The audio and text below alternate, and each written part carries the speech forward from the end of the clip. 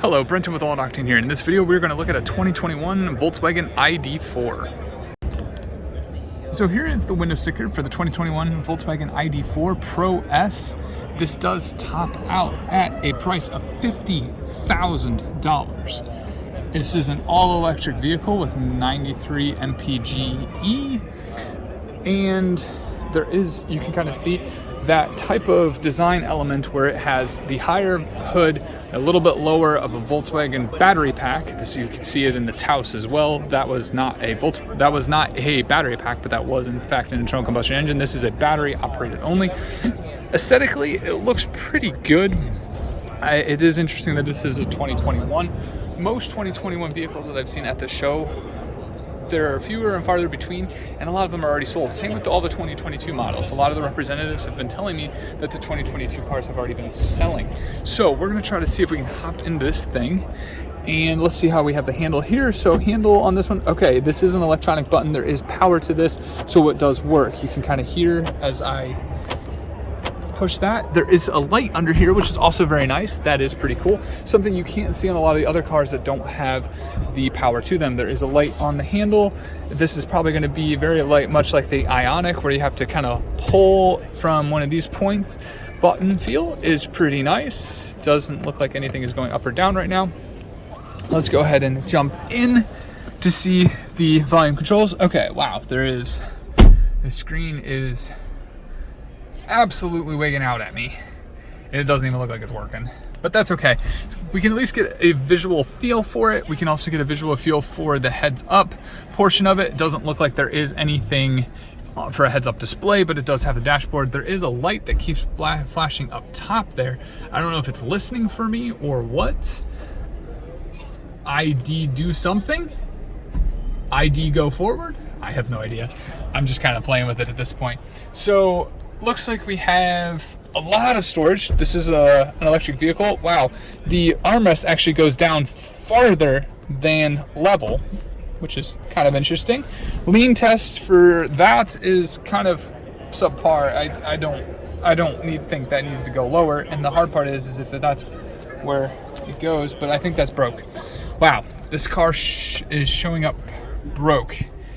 Not a good look again. All right, sunroof, headroom, not too bad, but it's still, I would definitely hit. This just makes me feel uncomfortable with having that much glass on top of me. We have got the steering wheel buttons. These are haptic feed. Wow, it is haptic feed. When you push this, I don't know if you can hear that, but that does kind of bounce back at you. A lot of cup holders, a lot of different storage, as I said, because it doesn't have to have a drivetrain, so there's no transmission tunnel or anything like that. I have no idea if I'm going to be able to sit in the back seat, so I'm going to just show you guys as best I can right here what the back looks like. It looks like it does fold flat, which is nice for storage and for hauling things. I'm not entirely sure if I can get that back seat up, but I will certainly try. So we're going to hop in the back and see if I can fit. I'm not really sure this is a worthwhile price. It seems very expensive. Okay, I can pull up the seat, but I cannot seem to get it past. Okay, there we go. Wow, I wish the other one did that. All right, so let's go ahead and jump in and see what we've got. Okay, not too bad. I do fit. It does look tight, but I promise you it's not actually that bad. My headspace does not fit though. So legroom, okay, I could again probably scoot the front seat up, and then I could probably sit that back there as well. It does seem like there is a large trunk area, so we're gonna slide to the back. Let's go ahead and check it out. Oops, sorry. Let's go ahead and check the rear out. So there we go. There is a lot of cargo space. As you can see, that is where I was sitting. I'm trying to find any power outlets of any sort. There is one right there. There does not appear to be one on this side. So let's see if we have any. Just cargo space, which is very little considering how electric this thing is. You'd figure a much larger tub. Maybe the battery packs are sitting more in the rear over the rear axle. We do have a rear view camera on the lift gate.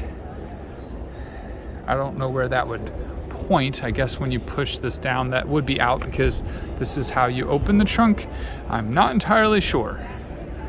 But we do have a handle for it, grab handle, and a button to close the trunk. Overall, not too bad, but for 2021 all-electric vehicle, the Volkswagen ID4, I'm not really sure if that's worth it. That's a lot of money for an all-electric vehicle. And if you're doing city commuting, that makes a lot of sense. But if you're gonna be trying to haul people or haul stuff, maybe go find a different vehicle, especially for the price point. So that is my opinion. That is my review of the Volkswagen ID4. This is Brenton with All Octane.